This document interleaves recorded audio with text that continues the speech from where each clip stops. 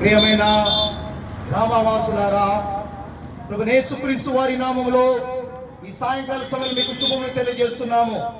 అమ్మలారా, అక్కలారా, చెల్లెలారా, పెద్దలారా, చిన్నలారా, రైతులారా, ధనికులారా, సమస్త వారులారా, ఒక శుభవార్తమనగా పరిశుద్ధ గ్రంథము, సత్యవేద గ్రంథము ఘనమైన బైబిల్ ఈ విధంగా చదివించుచున్నది. పాపము ద్వారా వచ్చే జీతం మరణమని. ప్రయాసపడుచు పాప భారం మోస్తున్న సమస్త జనులారా, నా యొద్దకు రండి, నేను మీకు విశ్రాంతిని కలుగజేస్తునని సత్యవేద గ్రంథము బైబిల్ చదివించుచున్నది. అమ్మలారా, అక్కలారా, ఆజ్ఞ అతిక్రమమే పాపమని పరిశుద్ధ గ్రంథము, సత్యవేద గ్రంథము బైబిల్ చదివించుచున్నది. అమ్మలారా, అక్కలారా, మీరు అనుకుంటున్నారు నా జీవితంలో నేను ఏ పాపం చేస్తున్నానని.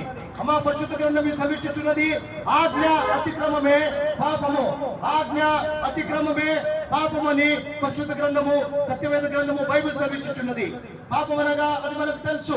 అబద్ధము, మోసము, దొంగతనము, వ్యభిచారము, పగబోతుతనము, ఏదైనా సరే అది పాపమే. ఇష్టపూర్వకంగా తెలిసి తెలియక అలవాటు పడి మన పాపం చేస్తాము. నాకేమవుతాది అని అనుకుంటాము, కానీ తెలిసి అలవాటు పడి చేసుకుంటూ జీవితం దాంట్లోనే సమాప్తం అవుతుంది. కానీ పాపం ద్వారా వచ్చే జీతము మరణమని సత్యవేద గ్రంథము బైబిల్ చదివించుచున్నది. సత్యవేద గ్రంథము బైబిల్ చదివించుచున్నది. నీ పాపము నిన్ను పట్టుకోను అని పరిశుద్ధ గ్రంథము బైబిల్ చదివించుచున్నది. అమ్మలారా, అక్కలారా, ఏ పాపము చేసినా ఈ పాపం నేను ఒక రోజు పట్టుకుంటుంది. అదేంటిది? శాంతి, సమాధానం, నెమ్మది ఉండదు. నీ కుటుంబంలో నెమ్మది ఉండదు, కలవరం ఉంటుంది. దుఃఖము, బాధ, వేదన, నిట్టూర్పు, నిరాశ, అనారోగ్య పరిస్థితి, ఇంకా బ్రతుకు ఎందుకు, చనిపోతే బాగుంటుందని మన జీవితంలో అలాంటి పరిస్థితులు ఏర్పడతాయి. ఈ రోజు శాంతి లేక, సమాధానం లేక ఎంతమంది ఆత్మహత్య చేసుకుని చనిపోతలేరండి. ఎందుకు అది జరుగుతుంది జీవితంలో? ఎప్పుడైనా యోచించారా? ఎప్పుడైనా ఆలోచించారా? ఒకటే ఒకటి కారణము.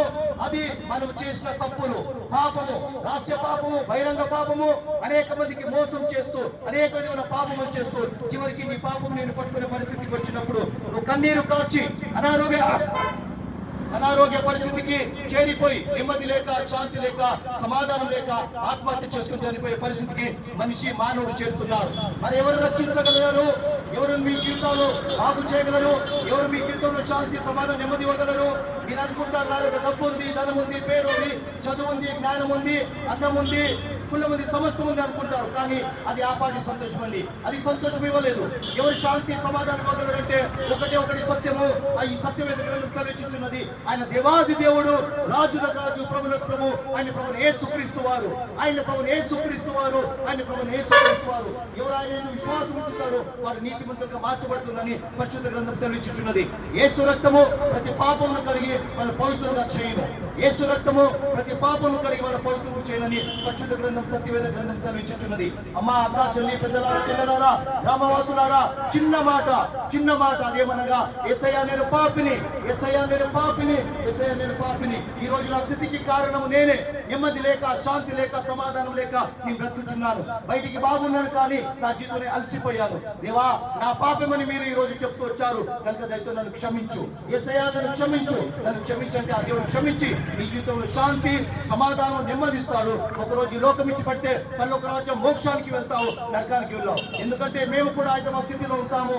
మా జీవితాలలో ఇలాంటి పరిస్థితులు మేము బ్రతికినాము. నా మట్టుకైతే నేను ఒక గూండాని, ఫిల్మ్ ఇండస్ట్రీలో నేను కోరియోగ్రాఫర్ గా పనిచేసిన వాడిని. ప్రతి సుఖము, ప్రతి ఆనందము, ప్రతి జీవితంలో అనేక అనుభవాలు నేను చూశాను. కానీ చివరికి ఆత్మహత్య చేసుకుని చనిపోయే పరిస్థితికి నేను చేరుతూ వచ్చాను. అలాంటి స్థితిలో నన్ను రక్షించలేదని నా కుటుంబము, నా బంధువులు, నా రక్తము లేదా నా రక్త సంబంధికులు, నా డబ్బు, నా పేరు ఏది నన్ను రక్షించలేదు.